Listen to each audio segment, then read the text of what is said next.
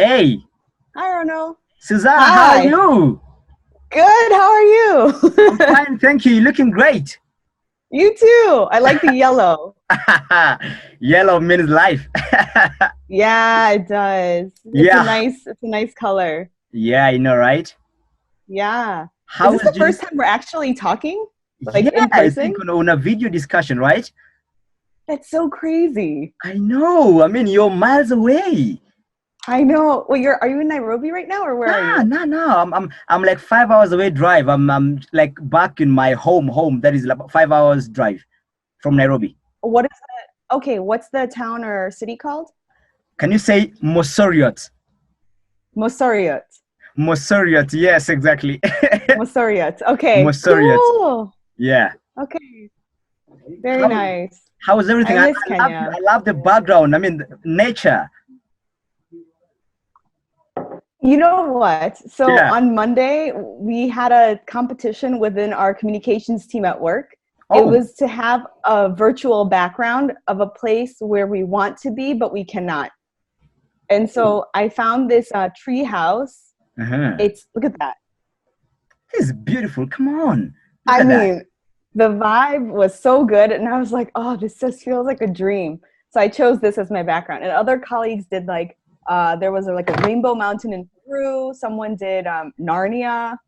Someone did the moon. Like people chose all sorts of different backgrounds, but I chose this treehouse. This one I think Yeah. wins. Thank you. Thank So you. so how is it going? How is it going on your end? Yeah, it's all good here. I mean, this is either our seventh or I think it's our eighth week of working remotely. Hmm. So by the second or third week, I already kind of had a rhythm in terms of, waking up at a certain time, having the same thing for breakfast, like coffee and a banana, and then Hmm. working and then taking a break at lunch to make sure that I get some kind of different scenery there. Hmm. So to be honest, it's been kind of a simpler time, but it's also been good, like refreshing Hmm. in a different way. How has it been in regards to the work of the COVID-19 pandemic there in Switzerland, Geneva? Yeah, so well, as I just said, that for work, we've been working from home, all of us, and that's like a UN-wide thing because the International Trade Center is a trade and development agency of the UN and the World Trade Organization. So in many ways, we follow what the UN does. And when the UN said we're all going to start working remotely, that's when we started. Uh, I know in bordering France, because here in Geneva, we're very close to bordering France, and many of our colleagues actually live in France. Oh, There have interesting. been restrictions where they can't leave their house for like they can only leave their house for a maximum of 1 hour a day, things like this. Hmm. Hmm. So we've all been trying our best. For me personally, I've only left the house really for groceries and food, and sometimes in the evenings for like walks, like Hmm. avoiding everybody, wearing masks when I can, that kind of Yeah. thing. So you wearing this something like, you know. Oh, you got a fancy one. No, mine's Of like the course, yeah. generic Tell cloth me you one. love blue. Yeah, that's great. Yeah. So That's super. thank you so much. So you lead the multimedia department, the ITC, right? Right. So we have a little team. Um, it's not really a department or division, but within the communications team, we Team, yeah. have now three of us working on video. Hmm. So I'm managing the multimedia parts of that. And then we sometimes work with external consultants, like max 5 people at Hmm.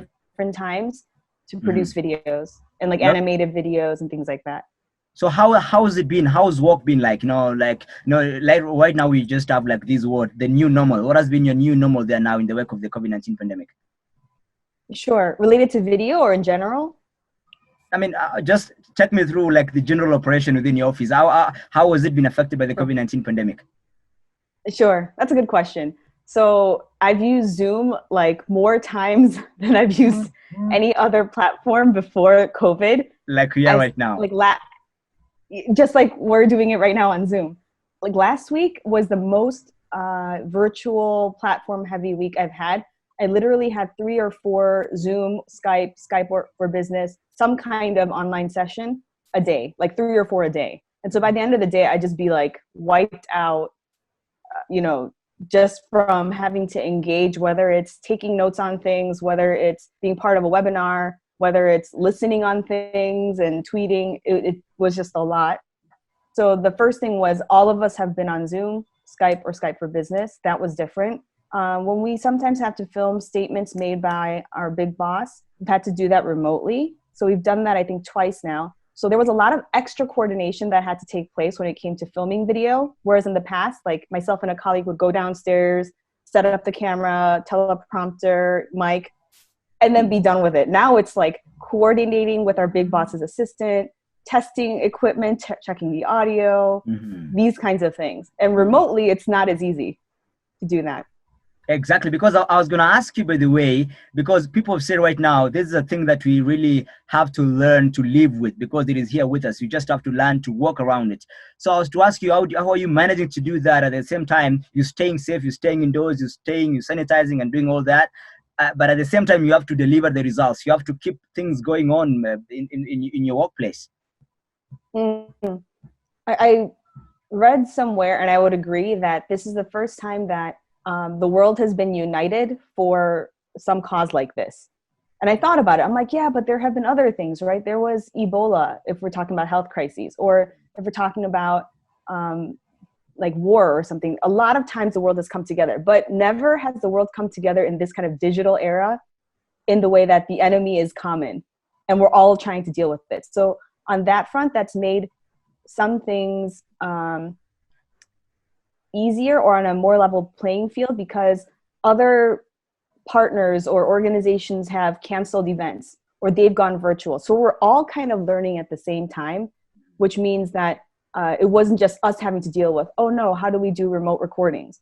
Oh no, how do we film something without a teleprompter available? It's like everyone was dealing with the same issues at the same time, which made things better. So a lot of our events are now virtual. I know our sister organization at the UN here, the United Nations Conference on Trade and Development, or UNCTAD, they had their e-commerce week for the first time 100% virtual. So all the sessions were online. And that makes sense because it's like a digital week. You go digital. But we're all just kind of adapting to this at the same time, which has helped. Indeed. Again, people have talked about, I've seen people, I don't know, I've seen you again on TikTok doing this and that. I've seen people doing a lot of videos around. So sort of people are saying like, this is the time to get a skill, with this all free time, you can get a skill. Are you getting any skill there? Oh my goodness. Can I say I love this question? Yeah, tell me you love it. Yeah, I love it. I love it. Because I was kind of a naysayer about TikTok, as you mentioned before, because I was like, oh, it's for Gen Z, Generation Z. And then at one point when COVID hit, I was like, I needed something to break up my day in the middle at lunchtime, because I found myself kind of working through lunch, eating, but working through, because I'm like, I can't leave the house. I might as well just work. So then I was like, you know what? I want to learn something new. I want to take advantage of this time where I can't do what I usually did. So then I was like, you know what? I want to see what this TikTok thing is all about, because I felt like I needed to learn the platform in order to be able to converse about it or see why people are on it so much. So it was more like a curiosity thing. But once I got on it, I had a lot of fun, because for those who don't know, TikTok is mainly based on music. That's how it started. Before it became TikTok, it was called Musical.ly or something like this. So it was based on having short 15-second clips of music, and then you could either lip sync to it or dance to it or something like that. So that's why it was popular with the really young people. So I was like, you know what, let me just learn something, do something different to break up my day. And that's how I got on TikTok. And I've been tracking it, and I think I'm now on day 40 something consecutively on TikTok. Yeah, during quarantine. Interesting. So it's a great time to do something. All right. Yeah. Now, I know we are in the same profession together. That is journalism, and we've done a couple of things. Yeah. You've done stories here. You've gone to the Gambia. You've been in China. You've been everywhere. So, what is your take on how this has affected journalism globally? How do you think this has affected journalism globally? Yeah, I mean, first, shout out to the Gambia, because that's my favorite country in the world. I also love Kenya. But the Gambia is just yeah, definitely. Yeah.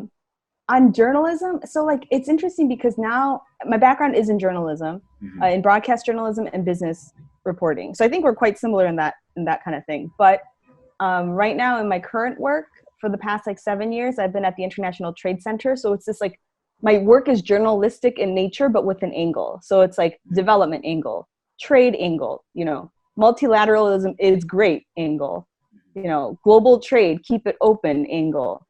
So on that front, it's not hard news like what our colleagues at like Reuters or AP or you know, CNN or BBC might be doing, but the nature of what we're doing is the same. And as a result of COVID, at one point they canceled all travel. I can't remember the exact date, but I think it was in February or March, where they first started off by saying, okay, unless it's critical missions, you should not go to our projects, to visit our projects, which are in countries like you said, like, you know, the Gambia. Also, we have things in Latin America, Asia. But at a certain point, they said, never mind, just nothing, no travel from now on. So we're all grounded here. Everyone's doing webinars. Everyone's doing online virtual meetings. They're even talking about seeing if we can do trade fairs, things like this online. Online, yeah, indeed. So it's shifting the way that we do business. Yeah. And I don't know how is the situation in Switzerland? Do you have those facts? I mean, the positive cases of coronavirus, those who are affected. I mean, if there are any deaths, I mean, what are the statistics there? Yeah, I haven't been tracking the numbers in like recent weeks, but in the beginning I was like checking it every day in terms of people who were infected or affected and who were hospitalized. But I mean, at one point I think the cases that were rising were quite high, but I don't think, this is just my opinion, but I don't think it was super, super strict. A lot of it was like highly recommended, wear a mask. They never gave us strict curfew hours like the ones that I hear about in France, where it's like 1 hour maximum to be out. So I think maybe even culturally there's a sense, maybe some cultures are more prone to be sensitive and like stay back. Some people like their freedom to be moving more. In Switzerland, I feel like people take the personal responsibility thing quite seriously. But it's interesting because in Geneva, within Switzerland, we have a huge international population. I am not Swiss. I know you're American. I'm American. I'm born and raised in Chicago, ethnically Korean. So I am not Swiss mentality at all. But then I was like, once I'm here, I'm like, okay, I got to take my precautions, wear masks, don't leave the house kind of thing. So I think overall we did pretty good here in Switzerland. And the authorities were very good about communicating. The UN was very good about communicating, telling us, updating us, over communicating, which I've heard it's a good thing in times of crises. So if there's one thing that this old thing to do with coronavirus has taught you, what is it? Ooh, I could tell you're in journalism because that's a good question. All right. Yeah. You know what I would say? I would say it sounds super corny and like oversaid, but we are all in it together. I think it's brought the human element back to a lot of things. And sometimes you see on Twitter or whatever as a joke, like, oh, it took a pandemic for me to reconnect with friends or something like this, right?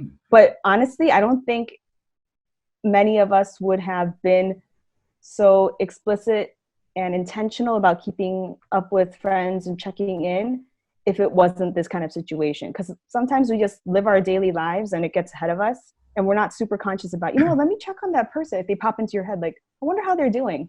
But because of COVID, it's almost like a nice excuse to be like, hey, we haven't talked in 5 years, but you send them a little, DM 5 or years. like, yeah, you know what I mean? I'm saying really like 5 years. And it's like 5 years. Oh, yeah, I know we haven't been in touch, but how are you doing? Hope your family and you're doing well. It's like a nice olive branch kind of thing. So I think that's my one big takeaway. Like we're all in it together. Yeah, and indeed, absolutely. I think it is in the inner depths of our being to flatten the curve. We need to have our normal lives back. Yeah. Indeed. Yeah, indeed. We can still stay connected. That's the thing. Because in the beginning, it was like, oh no, like you can't see anybody, right? But then it's like, wait a minute, hold up. You can still have WhatsApp chats or Zoom calls or Skype meetings. You can still stay in touch. It doesn't mean it's not exactly the same as being in person, But look, you and I are talking for the first time ever, like face to face, so to Face speak. to face, yeah, we've done calls on WhatsApp, Yeah. but yeah. Yeah, but this is the first time we're talking kind of face to Yeah, face. kind of, And yeah. look, it's because of COVID in a It's because way. of COVID, let's face it. You know what Let's I face mean? it. Exactly. Let's Probably, face it. probably, why not for COVID? Probably we wouldn't have had this conversation, you know? That's what I'm saying. That's what I'm Yeah, saying. So it's like that like expression, every cloud has a silver lining. Like, yeah, it's hurt a lot of people and we lost even one life is too much, but in some ways it's brought us closer together, like as a global people. yeah, indeed, yeah. And really, I mean, the age of the internet is here. So apparently, even if people are miles away, you really can connect with them. You can do FaceTime, you can do all these kind of thing. You really can be together in as much as they are in some other continent. Right now, you're thousands of miles away. Yeah. But look, we're having a conversation. And just this weekend, I had a chat with some of my friends from high school, like my really good friends that I met in high Oh, school. And one person was in Chicago, one person was in New York, and here I was in Geneva. And so, like, time difference, whatever, location, mm-hmm. geographic difference, it doesn't even matter. And you and me, two different continents. You know what I mean? So we can still connect. Yeah. Yeah.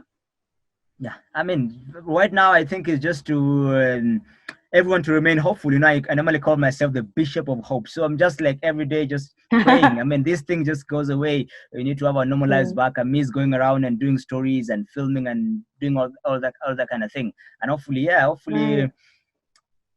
we're gonna pull through. We're gonna get done with this.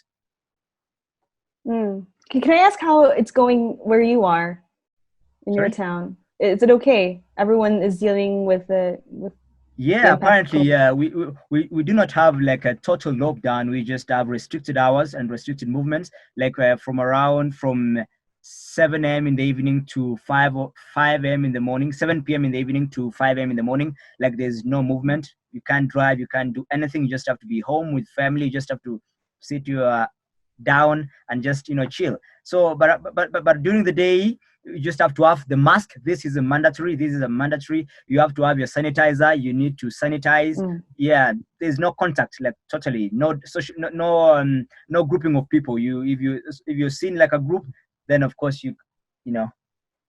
Yeah. Yeah, we have that in the grocery stores. Can I say one story about the grocery stores? When you said the social distancing, it reminded me. But Yeah. um, if you want to queue up for the grocery store, they had stickers on the ground that measure out like 6 feet or 2 meters, right? So everyone is distanced while they're waiting. And once you Mhm. get inside, at least at one of the grocery store chains here in Geneva, they spray your hand with the sanitizer stuff, Sanitizer. and Yeah. then they have and then they have plastic gloves that you can take upon entering. So then after you sanitize, you put on the gloves, and then what you're touching is only through the plastic. So they've really taken measures here in Geneva. So I have to say that I think that was a good like action and innovation on their part to do whatever they can to try to Mhm. keep the levels down. Yeah, but one thing again I really found interesting, Susanna, is the fact that like a whole virus, how it just can bring the world to a standstill. I mean, the planes were flying in Mm. the sky, things were moving around, people are hopping from here to here, but right now it's just like boom, events Mm. have been cancelled, things have. Oh my goodness, interesting. It's humbling. I It's know humbling. it's Yeah, humbling. You just it have to really sit down is. and say, "Oh my goodness, let me thank God for life. I still can." Yeah, yeah. I'm with you there. Yeah, I've gotten to that mindset. Yeah, and you begin to really appreciate the little things. definitely. Yeah, just Like taking a life is a gift every day. yeah, just taking a walk by some park around. Oh, you Mm. park, you park your last name. So taking a walk by the park, I just feel you just feel like nature get in and just feel the chirping birds. I just Oh, love so it. good. So I'm good. telling you, it's like, yeah, just even seeing other humans. And it's like you just Yeah, want to say hi because you're just happy. But then it's like, okay, I'm not going to be weird about it. But you're just happy to see people even from afar, you know? yeah, Because it's a good reminder of like how connected we are and also like how much stuff we take for granted. Like I yeah. never thought that going to the grocery store was such a big deal. Put my Yeah. mask on, like wait in the queue. Like, you can't just walk in anymore to the grocery store. You have to wait to get Yeah. in, because they're, especially the smaller grocery stores, they limit the number of people who can be inside at the same time. So. And again, people really saved a lot of money. You remember how you just go out, go grab something to buy it, move from this place. Every time you just want to grab something to eat. But right now, Nothing. Literally the only expenditure is like rent and groceries. Yeah. No, only that. Now, nothing. I haven't even taken public transport in 2 months. Oh my goodness. Like even that, it's like everything's been eliminated. No classes, no extracurriculars, no going out for dinner or lunch or nothing. No lunch. Simple. Just have to cook. No, just all at home. Get some just recipe. At home. Yeah. Right. Try something new. Definitely. Yeah, like I've picked up journaling again, which I had stopped because I felt like life was kind of on like a speed ramp or whatever. I picked that up again, journaling. I have people who know me, it's like I don't cook. But I started to cook a little more. You don't cook, I see, yeah. Yeah, but now I am because otherwise you starve. So it's like these kinds of adjustments actually help to reprioritize things. Because sometimes you get into a cycle of just kind of running after things or do this, do that. You save time on the commute now. You don't go out, so you try to cook at home. You start to think about things and realign what you're thinking about in life. Maybe it's a good time to like try to find your purpose again, things like this, find your passions. So you start journaling. You try to be more intentional about keeping in touch. Yeah, exactly. Yeah, have your quiet time and that kind of thing. It really, in some ways, it's kind of been a blessing. Not to turn down anyone who has really suffered from this, but in some pockets of it, I feel like this can be used for good. Yeah, absolutely. I ranged from like literally this past week, it was like Whitney Houston's last few days documentary, right? Like literally that. Yeah. To like a world famous like Guinness Book of World Records setting eater, like someone who competitively eats, to like murder mystery documentaries, to like animated things. It's like the range is like, yeah. I just watch anything and everything, but I'm exactly the same as you. Open up a bunch of tabs, watch it, and that's my thing. Yeah. For entertainment, yeah. All right, I think right now we just should continue having fun. You see, I was not going anywhere, so let's continue having fun. Then, yeah, we'll sure stay in touch. Yeah, for sure. Thanks for having me. That was super fun. Most welcome. Yeah. Okay. Stay safe. And post about your garden. Stay safe. All post about your garden. Bye-bye. Bye. Thank you. Ciao, ciao. Bye-bye.